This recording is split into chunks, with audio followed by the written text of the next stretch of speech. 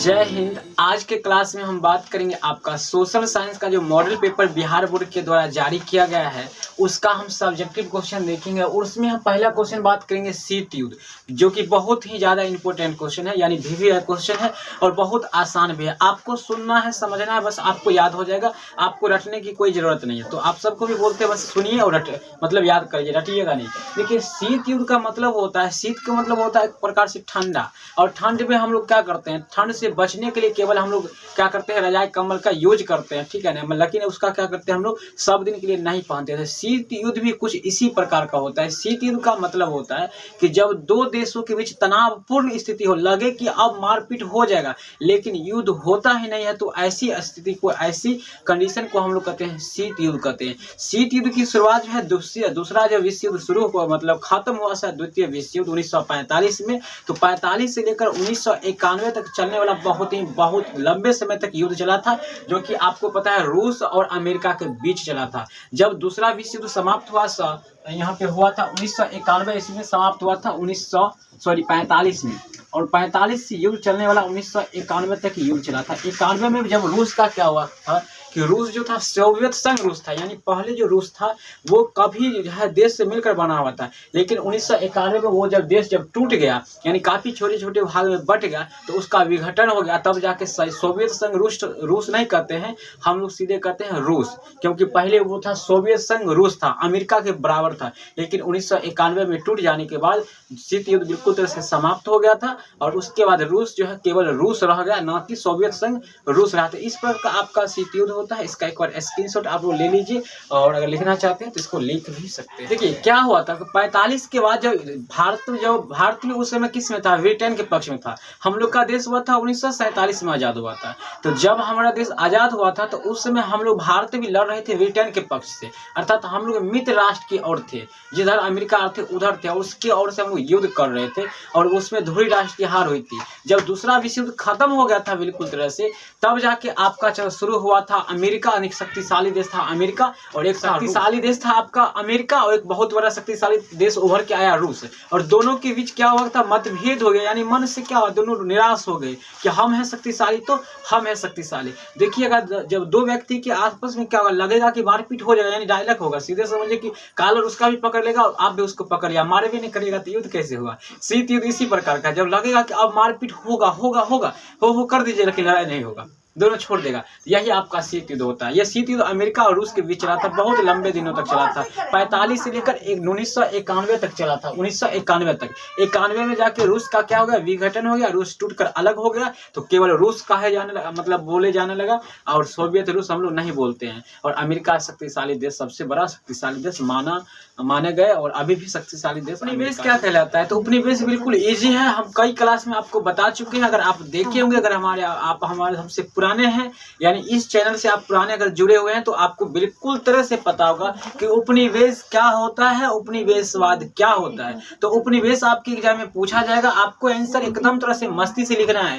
कि उपनिवेशवाद क्या होता है। तो जब कोई शक्तिशाली देश अपने से कमजोर देश पर अपना अधिकार जमा कर उसका शोषण करता है, उस पर अपना अधिकार जमा कर उस पर क्या करता है, अपना राज करता है, तो वो कहलाता है उपनिवेश। और इस प्रकार का अधिकार जो कर लेता है, ये उपनिवेशवाद कहलाता है। जो शक्तिशाली देश होता है वो आपका साम्राज्य कहलाता है, जो कमजोर होता है वो उपनिवेश होता है। तो इस प्रकार से आप सोच सकते हैं कि भारत भी ब्रिटेन का, यानी अंग्रेज का उपनिवेश था, यानी हम लोग उसका गुलाम थे, यानी हम लोग उसका उपनिवेश से थे, और वो हम पर क्या किया था, अधिकार कर चुके थे। लगभग 200 साल तक अंग्रेज ने यहाँ पे अपना अधिकार जमा के रखा था, हम लोग 200 साल तक अंग्रेज का उपनिवेश थे। तो उपनिवेशवाद आप समझ गए होंगे, बिल्कुल तरह से बहुत आसान है, इजी है। आप इसका स्क्रीनशॉट ले लीजिए, मस्ती से लिख डालिए, एग्जाम में जाकर छापिए, आपके एग्जाम में पूछे जाने वाले क्वेश्चन है उपनिवेशवाद क्या है। तो यहाँ पे आप लोग देख भी सकते हैं कि इसमें जो शक्तिशाली देश होता है उसे साम्राज्यवाद कहते हैं या साम्राज्य कहते हैं, तथा कमजोर देश को हम लोग उपनिवेश कहते हैं। आई होप आप समझ गए होंगे। मिलते फिर से समझ। देखिए उपनिवेश का मतलब एक ही बात होता है कि अगर आप शक्तिशाली हैं तो आप कमजोर को क्या करेंगे, उसको उसके जगह से भगा सकते हैं, उस पर अपना अधिकार जमा सकते हैं। अगर आप कहीं जाते हैं, कहीं भी आप हैं, मान लीजिए आपसे जो कमजोर है उसको आप टिकी पकड़ के हटा के भगा के उसका स्थान आप ले सकते हैं, उस पर आप अपना अधिकार जमा सकते हैं। उसको जो कहेगा वो आपका बात मानेगा, आपका काम करेगा।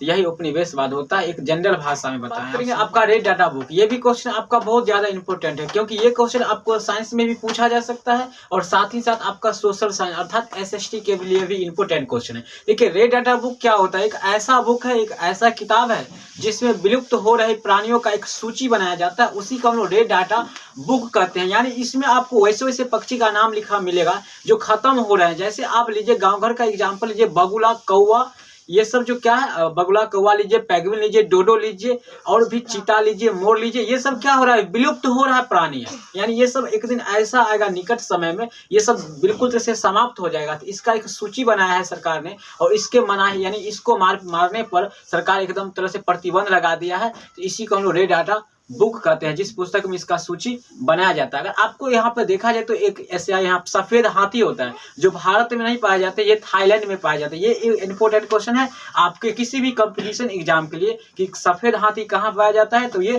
थाईलैंड में पाया जाता है। साथ ही हमने थाईलैंड के नाम पर एक याद नाम आ रहा है नीदरलैंड, जहाँ पर समलैंगिक विवाह होता है। हमने किसी चैप्टर में बात किए थे बायोलॉजी के क्लास में। नीदरलैंड में क्या होता है, समलैंगिक विवाह, लड़का लड़का से शादी, लड़की लड़की का शादी होता है, वो नीदरलैंड है। और थाईलैंड में ऐसा जगह जहाँ पर सफेद हाथी पाया जाता है, जबकि भारत में वो हाथी नहीं पाया जाता। आई होप आप रेड डाटा बुक समझ गए होंगे। एक और स्क्रीनशॉट लीजिए, उसको जाकर के छापिए आपके बोर्ड एग्जाम के लिए बिल्कुल तरह से। देखिए अगला सवाल आपका बहुत ज्यादा इंपॉर्टेंट है, बहुत ही इंपॉर्टेंट है। हैम रेडियो से आप क्या समझते हैं?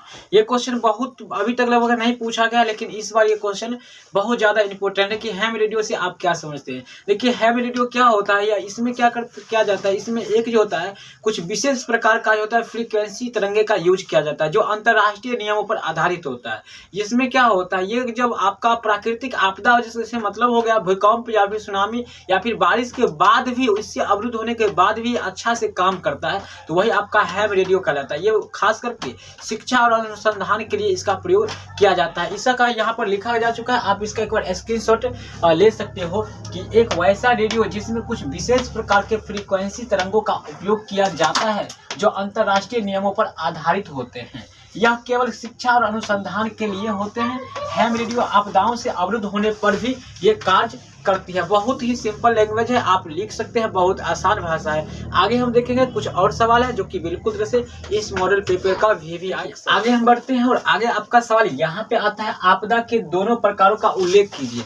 तो सबसे पहले आपको प्रकार के इसका जानने से पहले आपको ये जानकारी होना चाहिए कि आखिर आपदा आपका क्या होता है, आपदा हम लोग किसे कहते हैं। तो आपदा को आप कई तरह से डिफिनीशन इसका दे सकते हैं, कई तरह से इसको डिफाइन कर सकते हैं। जैसे आपका हो जाएगा कि आपदा वैसी प्राकृतिक या मानव जनित घटना है जो जीवों के जीवन क्रिया पर प्रभाव पड़ता है या जीवों के शरीर पर प्रभाव पड़ता है। या आप ऐसी बोल सकते हैं कि वैसी घटना है, आपदा वैसी घटना है जिसका प्रभाव मानव जीवन पर बुरा प्रभाव पड़ता है, इसी को हम लोग कहते हैं आपदा कहते हैं। आपदा मुख्यतः दो प्रकार का होता है, एक होता है मानव जनित आपदा होता है जिसका एग्जाम्पल आपका हो जाएगा बम विस्फोट दुर्घटना, और क्या होगा, बम विस्फोट दुर्घटना, रसायन का रिसाव, आतंकवाद, चोरी डकैती, ये सब आपका हो जाएगा मानव जनित आपदा हो जाएगा। साथ ही आपका प्राकृतिक आपदा का मतलब हो जाता है कि वैसी आपदा जो प्राकृतिक के द्वारा घटित होता है उसको हम लोग प्राकृतिक आपदा कहते हैं। प्राकृतिक आपदा कहने का अर्थ हो जाता है यदि भगवान के द्वारा जो आपदा होता है वही आपका